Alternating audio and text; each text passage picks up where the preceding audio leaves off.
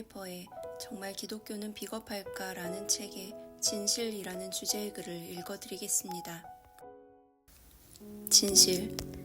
우리 말이 참되어야 한다는 의미는 무엇일까요? 진실을 말한다는 것은 과연 무엇일까요? 진실은 사실 그대로를 말하는 것입니다. 우리가 진실하게 말하기를 원한다면 누구에게 말하느냐, 누구에 관해 말하느냐, 무엇을 말하느냐에 따라 그 말은 여러 가지 모양이 되어야 합니다. 진실한 말은 항상 똑같은 메아리가 아니라 우리 삶이 살아 역동하듯 그렇게 살아 있어야 합니다. 참된 진리는 내용 없는 공허한 솔직함과는 분명한 차이가 있는데 그것은 분명한 목적을 품고 있기 때문입니다. 다시 말해 진리는 어떤 사람을 얽매고 있는 사슬을 풀어 그를 자유롭게 하려는 의지를 담고 있습니다. 참된 진리는 지금까지 거짓에 속아 자유 없이 두려워하며 살았다는 사실을 깨닫도록 우리에게 눈을 열어주고 자유를 돌려주는 것입니다. 오늘 우리가 함께 나눌 말씀은 마태복음 10장 34절에서 11장 1절 말씀입니다. 내가 세상에 화평을 주러 온 줄로 생각하지 말라. 화평이 아니요 검을 주러 왔노라. 내가 온 것은 사람이 그 아버지와 딸이 어머니와 며느리가 시어머니와 불화하게 하려 함이니 사람의 원수가 자기 집안 식구리라. 아버지나 어머니를 나보다 더 사랑하는 자는 내게 합당하지 아니하고 아들이나 딸을 나보다 더 사랑하는 자도 내게 합당하지 아니하며 또 자기 십자가를 지고 나를 따르지 않는 자도 내게 합당하지 아니하니라. 자기 목숨을 얻는 자는 잃을 것이요 나를 위하여 자기 목숨을 잃는 자는 얻으리라. 너희를 영접하는 자는 나를 영접하는 것이요 나를 영접하는 자는 나를 보내신 이를 영접하는 것이니라. 선지자 이름으로 선지자를 영업하는 자는 선지자의 상을 받을 것이요 의인의 이름으로 의인을 영접하는 자는 의인의 상을 받을 것이요 또 누구든지 제자 이름으로 이 작은 자 중 하나에게 냉수 한 그릇이라도 주는 자는 내가 진실로 너희에게 이르노니 그 사람이 결단코 상을 잃지 아니하리라 하시니라. 예수께서 12제자에게 명하기를 마치시고 이에 그들의 여러 동네에서 가르치시며 전도하시려고 거기를 떠나가시니라. 아멘. 반갑습니다. 오늘 마태복음 10장 34절부터 11장 1절까지를 중심으로 적당히를 거부하는 복음의 요구라는 제목의 말씀을 함께 나누겠습니다.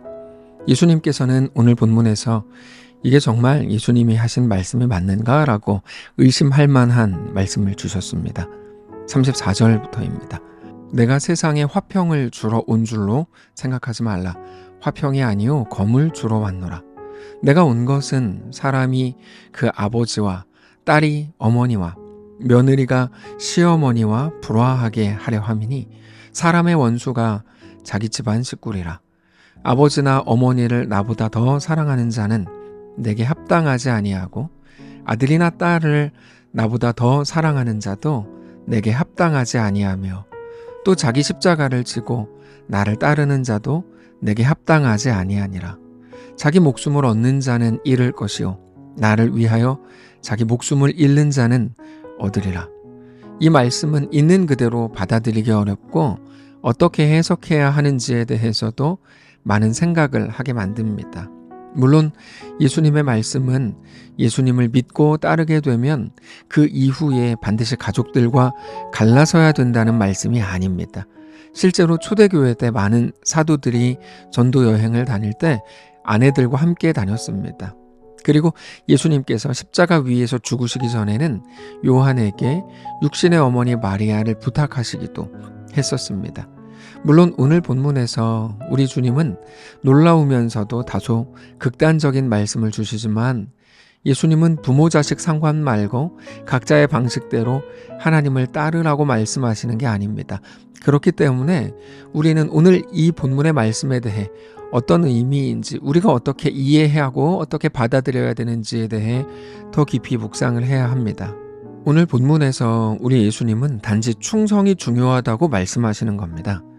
예수님에 대한 충성, 특별히 하나님 나라에 대한 충성, 하나님 나라와 같은 방향을 보고 같은 마음을 가지는 것, 이 땅을 살지만 하나님 나라를 마음에 품는 것이 중요할 뿐 아니라 그건 우선순위에서 항상 1번이 되어야 하는, 늘 우리 마음의 중심에 두어야 한다는 것을 말씀하시는 겁니다. 물론 이렇게 말씀을 하셨어도 나중에 보면 예수님의 제자들조차 그렇지 못했다는 것을 잘 알게 됩니다. 베드로는 예수님을 부인했고 재정 담당자였던 가룟 유다는 예수님을 돈 때문에 팔아먹었습니다. 다른 제자들도 모두 도망쳤습니다. 그러나 그럼에도 오늘 본문의 도전이 오늘 우리에게 여전히 유효하다는 것을 알아야 합니다. 이미 많은 사람들이 실패했고 우리도 이 명령에 대해서 자주 실패했지만 여전히 우리에게 유효한 명령이자 도전인 겁니다. 우리 예수님께서 오신 것은 이 세상에서는 만들 수 없고 꿈꿀 수도 없는 완전히 새로운 나라, 다시 말해서 하나님 나라를 우리 속에 이루시기 위해서였습니다. 가난한 자도, 우는 자도, 실패한 자도 그것들 때문에 실패하고 영원히 멸망하는 게 아니라 오히려 그것들이 일하게 하셔서 가장 영광스러운 성도의 모습으로 완성될 수 있는 그 하나님 나라를 우리 속에 이루시기 위해서 오신 겁니다. 그러다 보니까 그 대상자인 우리에게는 감사한 일이지만 이미 이 세상에서 충분히 만족하면서 살던 사람들에게는 그게 너무나 큰 도전이 되는 겁니다.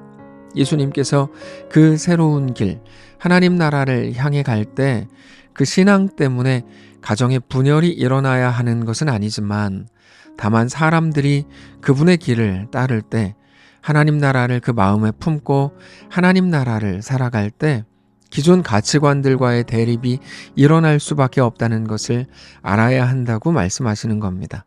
사실 오늘 본문은 예수님께서 구약 성경의 미가서 말씀을 인용하신 겁니다. 미가 7장 6절입니다. 아들이 아버지를 멸시하며 딸이 어머니를 대적하며 며느리가 시어머니를 대적하리니 사람의 원수가 곧 자기 집안 사람이로다. 이건 미가 선지자가 하나님께서 새로운 일을 하실 때 그런 일이 일어날 거라고 예언한 내용입니다. 여러분 어느 시대나 마찬가지인데 하나님께서 놀라운 일을 우리에게 이루시려고 할 때, 놀라운 역사를 우리에게 시작하실 때 누구나 대부분 그런 거 필요 없습니다. 지금으로도 충분합니다. 지금이나 잘 살게 해주십시오. 내가 사는 거에 방해나 주지 마십시오. 어려움만 주지 마십시오. 나는 지금으로도 만족하면서 행복하게 살고 있습니다. 라고 말하는 사람들이 있었습니다. 이게 대단하게 만족하면서 신앙으로 감사해하면서 사는 것처럼 보이지만 전혀 그렇지 않습니다. 이건 심각한 불신앙입니다. 하나님께서 우리 속에 이루시려고 하는 하나님 나라를 적극적으로 그가 거부하고 있는 중입니다. 대표적인 게 아브라함이었습니다. 하나님께서는 100세의 아브라함, 90세의 사라에게 언약의 후손을 주실 작정이셨습니다. 그때 아브라함은 엘리에셀을 후계자로 삼겠습니다. 그리고 나중에는 이스마엘이나 잘 살게 해주십시오. 라고 말했습니다.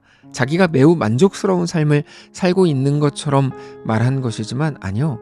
그건 하나님 나라의 역사를, 하나님의 이루심을 적극적으로 거부하고 있었던 겁니다.